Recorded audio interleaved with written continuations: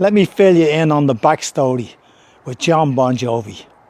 1 year after Philo died, 1986, Jon Bon Jovi rang Gary Moore asking him if he could use the name Skid Row.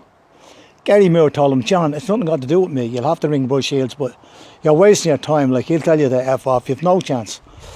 So what he told Gary was himself, Richie Sambora and Doc McGee were putting together a new band. And they were such big fans. Like when Jon Bon Jovi was younger, Richie Sambora just starting out, they were great fans of the Irish Skid Row, mainly because of Gary. Gary was a phenomenal world rock guitarist, even and blues at that time. So they were huge fans of Skid Row. That was the gas part about it.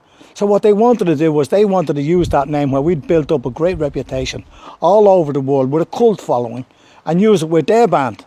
So Gary said, "Nothing got to do with him, ring me." But unfortunately, John decided to, he had a lot of financial leverage, so he reckoned he could get away with it. So between himself and Richie Sambora and Doc McGee, they ignored me and Noel, reckoned that we didn't even exist. This is where the lack of respect comes in. So we just decided at that particular time, all we wanted was an apology, but we never got one, and we're never going to get one. So here's what we're going to do. We were thinking of doing something like Samuel Beckett's Waiting for Godot. And then I said, no, we'll go with Christopher Guest, Waiting on Guffman. And what we'll do is we'll write these little songs that are fairly humorous about waiting on Bon Jovi, waiting on Richie Sambora, or, Bugs Bunny, What's Up, Doc? And we'll have a bit of crack, and we'll go with it that way. So we're going to enjoy ourselves. So here's where we're going to do it. On the 24th of October, I'll be 77 years old. Hey, well, I was 41 when the boys stole the name.